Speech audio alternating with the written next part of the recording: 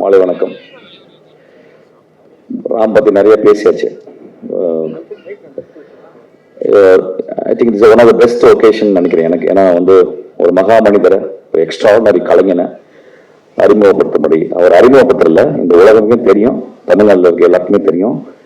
அவர் ஒரு extraordinary singer, ஒரு கர்நாடக சங்கீதத்தில் ஒரு பெரிய ஜீனியஸை தொட்டார் அவர். இந்த படத்தில் நானும் ஒரு பாட்டு பாடினேன். ஒரு பாட்டு பாடும்போது ஒரு டியூன் போட்டுட்டே இருந்தாங்க. டியூன்னா ஒரு பாட்டு கேட்டுச்சு.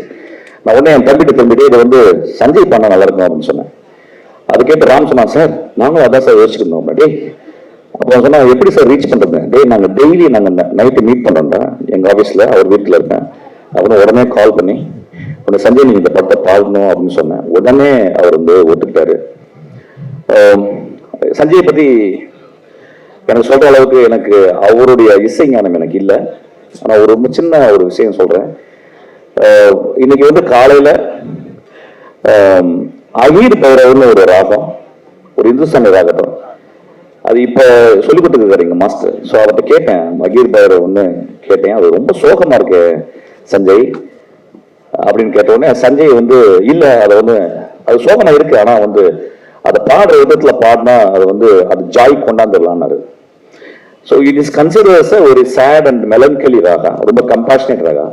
ஆனா ஒரு ஆளுமை என்ன சொல்லுதுன்னா, அது ஒட்டுமொத்தமா இது வரைக்கும் பாடின அந்த ராகத்துல நான் என்னால ஜாயா கூட பாட முடியும்னு அவ்வளவு கான்பிடண்டா ஒரு உள்ளத்தின் உண்மையில சொன்ன ஒரு மகா கலைஞனை இந்த மேடை அழைக்கிறது ரொம்ப நான் சந்தோஷப்படுறேன்.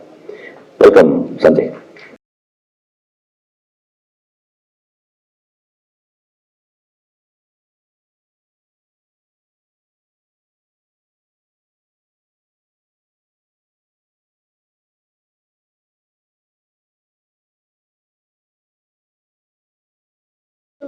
எல்லோருக்கும் வணக்கம். நண்பர் மிஷ்கின் அவர்களுக்கு ஒரு தனி நன்றி. நான் அவர் சொல்லி தான் இந்த படத்தில் பாட எனக்கு ஒரு வாய்ப்பு கிடைச்சிது. என்னன்னா, அவங்க கூப்பிட்ட உடனே நான் போய் ரெக்கார்டிங்கில் உட்கார்ந்த உடனே அவர் என்கிட்ட ஒரு வார்த்தை சொன்னார், ராம் சார் மொத்தம் 23 பாட்டு இருக்கு அப்படின்னாரு. நான் உடனே, சார் இது பக்தி படம் இல்லையா அப்படின்னு ஒரு தடவை கேட்டுட்டேன். ஏன்னா அப்போ அந்த விபர நாராயணால 40 படம் அப்படி இப்படின்னு சொல்லுவாங்க, அதுக்காக. அப்புறம் நம்ம நண்பர் சந்தோஷ் தயாநிதி சும்மா ஒரு 3 நாள்ல ஒரு 20 பாட்டு போட்டிருக்காரு. ஆக்சுவலா ரொம்ப ஒரு பெரிய காரியம் பண்ணியிருக்காரு. அது மட்டும் இல்ல, ஒரு பாட்டும் அப்படியே தூக்கி நிக்கிற மாதிரி ஒரு அற்புதமான ஒரு கலைஞர். அவர் ரொம்ப ஈஸியா, ரொம்ப நான் கேட்ட உடனே, நான் போன உடனே தான் பாட்டை கேட்ட உடனே ரொம்ப ஒரு ஹாண்டிங் மெலடி, அதாவது திருப்பி கேட்ட உடனே திருப்பி ஒரு தரம் பாடணும்னு தோணக்கூடிய ஒரு தன்மை இருக்கக்கூடிய ஒரு பாட்டு. அவருக்கு அந்த ஒரு இயற்கை அவருக்கு கிடைச்சிருக்கு. அது ரொம்ப கஷ்டம், கலைஞர்களுக்கு அது கிடைக்கிறது கஷ்டம். அவருக்கு இன்னும் மேலும் மேலும் பல வெற்றிகள் வரணும்னு வாழ்த்துறேன். நான் ராம் சாரோட ஒரு பெரிய ஃபேன், எல்லா படங்களையும் பார்த்துருக்கேன், ரொம்ப பிடிக்கும். அதுவும் இந்த பாட்டு பாடணும்னு அவர் சொன்ன உடனே 2 நாள் உட்காந்து இன்னொரு தரம் அவர் படத்துல போய் பார்த்தேன். அதுக்காக பாட்டுல ஒன்றும் சேஞ்ச் இல்லை, அவங்க சொன்னது தான் பாடினேன்.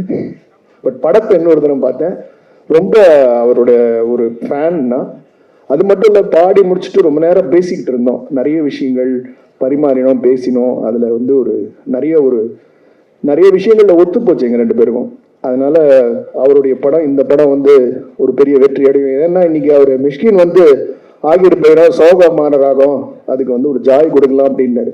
இப்போ எனக்கு ஒன்று தோணுது, இவங்கெல்லாம் பேசுறத பார்த்தா ராம் சார் காமெடி எடுத்துட்டார் அப்படின்னு சொல்லுவாங்க. அந்த மாதிரி யாராலையும் எதை வேணாலும் செய்ய முடியும், கலைஞனா இருந்தா போறோம், அவ்வளவுதான். அதை இன்னைக்கு இவங்க பேசுறத வச்சு அவர் நிரூபிச்சிட்டாருன்னு தெரியுது. ரொம்ப சந்தோஷம். படம் வெற்றி அடைய என்னுடைய வாழ்த்துக்கள். நன்றி.